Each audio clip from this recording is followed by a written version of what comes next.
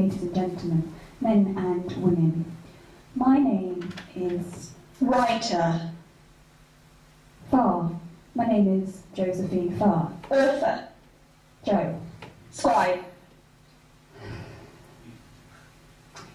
Well, welcome to Enslaved, a piece of automatic writing, a journey about my gender. Ready? Always.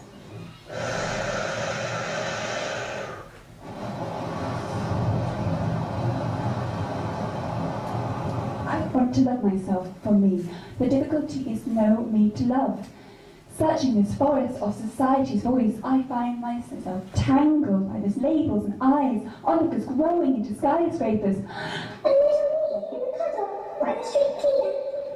I stretch towards your branches and cannot reach, clinging onto your leaves that wither as they always hold me to hopes of blood that slices through the snow.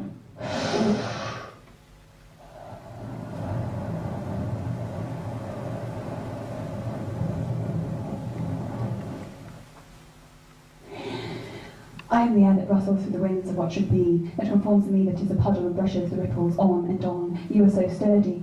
How can you not question your making, your living, your breathing, and be content with the overriding foot that marks its force upon your body? I wish to be grounded, but not to be beneath. I wish to be the solid water of distorted, slippery feet, of sliding skies and sleeping ripples, of seducing reflections, but I do not wish for solitude.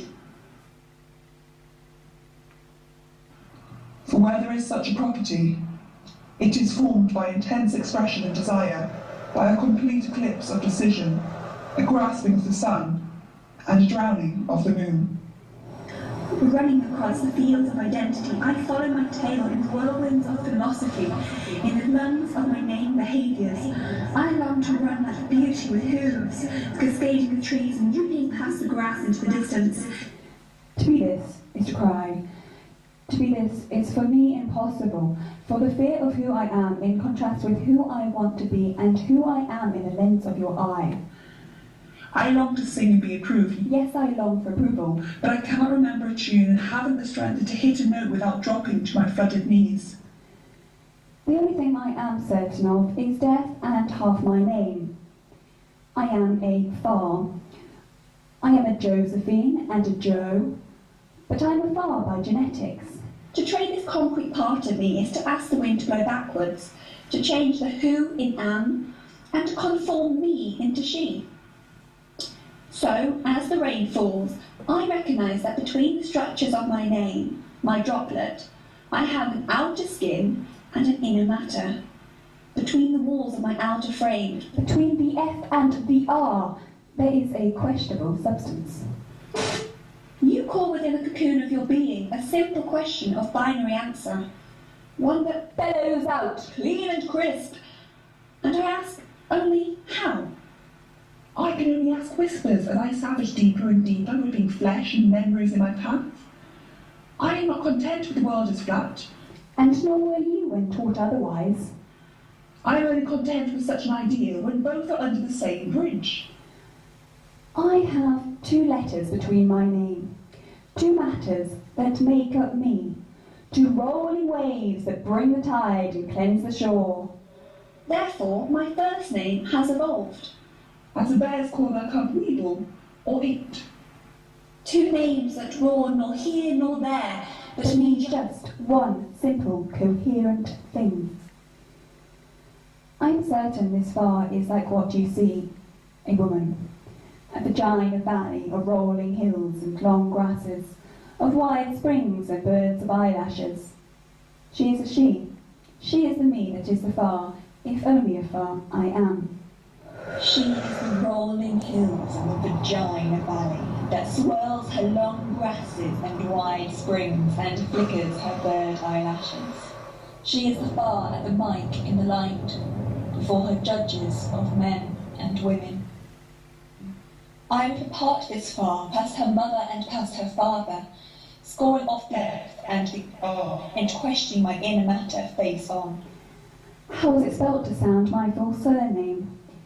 How was I taught to spell? Like everyone else, of course, while cutting grass, or fitting on and finishing with the clean-cut lawn. The Colemans have, and the Jones have, and the Topots have, and the postman has, and the milkman has, and the teacher has, and the granny has, and the cat has. But back at the grass in Tiny Town, I cut patterns in my lawn. I hold an arrow at my patch and show others what I've drawn. And unlike the Colemans are, and the Jones are, and the Topots are, and the postman is, and the milkman is, and the teacher is, I'm an artist. I cut grass in wind and wet, and often in the snow, a magical display of colour splashing as I go, of green and white oil paint spraying up into the air, an Edward Scissorhands original, a masterpiece of flair. I am a carpenter of giant oak question marks, of maple and of beech, concerned with community beliefs and shared phrases of speech. F A A O O F A A O O F A A O O F A A O. I have, as you would call it, an A. An aggressive being. A female. A firstborn. An opinion of articulation, the first letter of the alphabet, in the making of my name.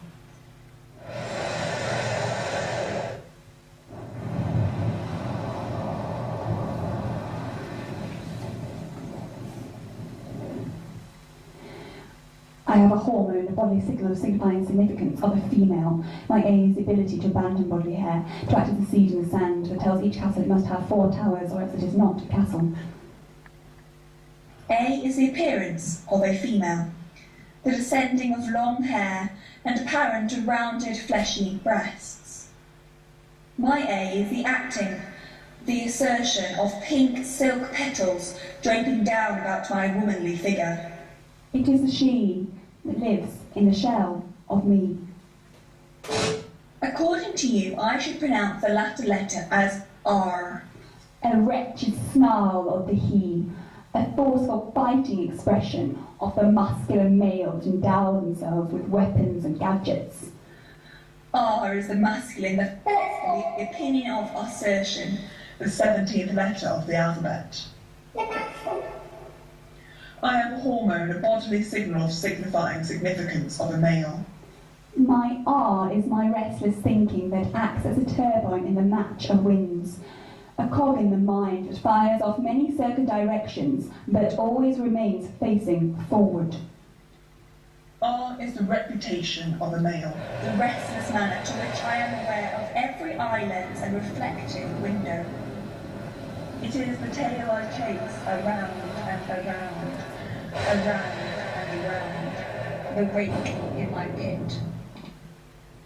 So I am a Farr, with what is called an A and an R.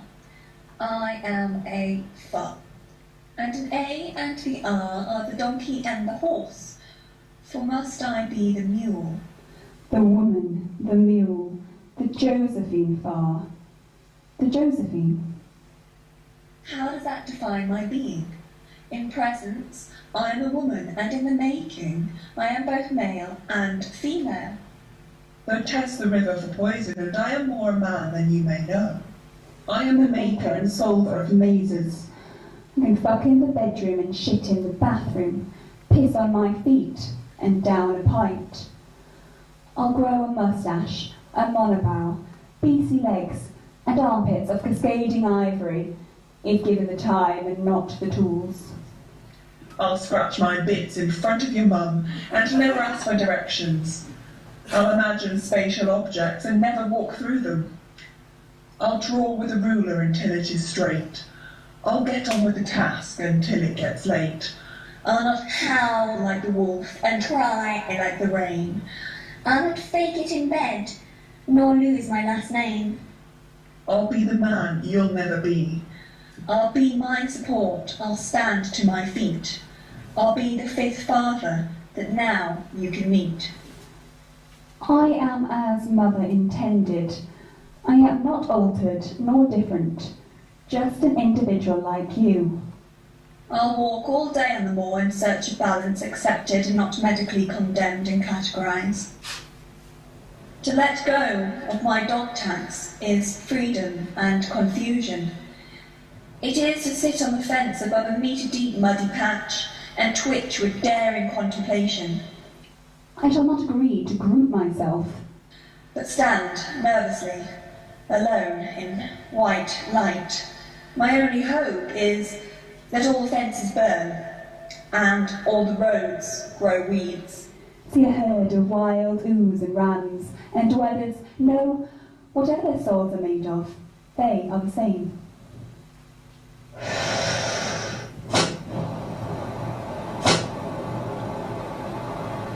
Can I be more male than female? Can I be a woman and male? For I feel the capability to be both male and female, and while the feminine lies sedentary, the masculine dance is ripe, controlling my thoughts and writings. I will not claim I am of any other sex, but that my body encapsulates both binary systems that are so known to this world as two individuals. My name is Jo Farr.